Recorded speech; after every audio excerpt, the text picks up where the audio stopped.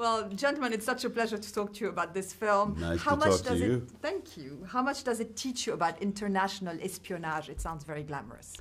Oh, yeah. It's very glamorous. International espionage. Spycraft is more glamorous. I like the word spycraft. It feels a little more glamorous and a little more movie. But what's great about this is it's all the places that the movie takes place.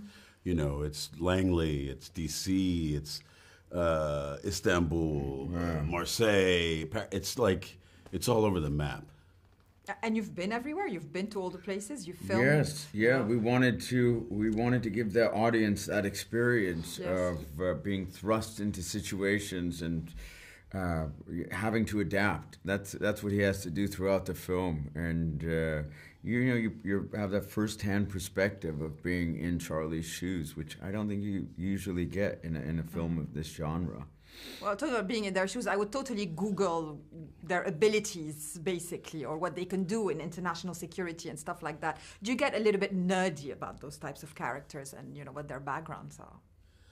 Well, I think with this kind of thing, it's part of what you have to do. You have to learn a little bit about that, but not so much so that, you know, you get overwhelmed with it. Because really, the heart of this story is a man who's, you know, trying to grieve and wants some answers about what happened to his wife, and he can't get those answers, so he decides to do something about it.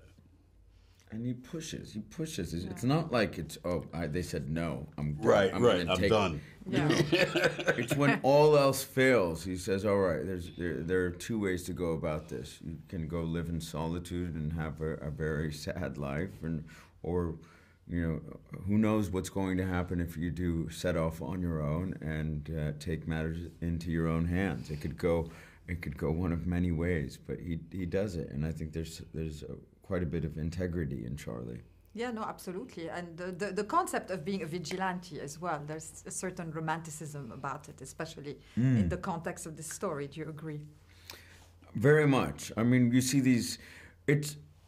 I think there is an authenticity, not only to, we see moments of him flinching when there's an explosion, but there's an authenticity to the relationship he has with Sarah, who's played by Rachel Brosnahan. And you see two people who are extremely different come together, and they have this unity that they coalesce in this beautiful way, in this magnetic way. And when that is stripped away, there is there's a romance that has been destroyed, but then there is a romance in the globe-trotting, vengeance that he embarks on. So it has all the things, essentially.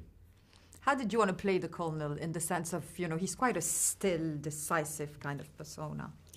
You know, it was all on the page for me. When I read it, I was like, oh, yeah, I get this. I know who this this guy is. And I understand this relationship. And this relationship it was perfect for us in terms of who these characters were and how they approach each other. What the wonderful thing is, it continued to evolve once I came on board and we started working, and everybody kept looking at it and going, More of that. More of that, please. More of that. Whatever you're doing, keep doing it. I wish so. When we were done with the editing the film, there is more, and I said, "Can we put this back in? Can we put this back in?" Because our relationship is great. Yeah, it's great in the film. It's great in person, and hopefully there'll be many more opportunities to continue that. Yeah, we're going to be looking for some of those. Yeah, and also there's a sneaking suspicion that the amateur is not done yet. I don't know. I had that feeling. I have no information. I don't know. But would you like? We have no information either, and if we did, we have not shot a second one. I promise. No one. Yeah. With the Secret Services. Right. The very final question is your very favorite spy thriller. Ooh. Like the one you watched and adored. The Spy Who Came In From the Cold with Richard Burton. Ooh, you were a big Burton fan. He's one of my idols. Yeah, Burton. I keep going back. I know it's not. I love The Fugitive. I loved As I was a kid watching Harrison Ford do things that I never expected, and I think he saves 4 lives across his journey. Right. Yeah. That'll always be one. Great. Yours?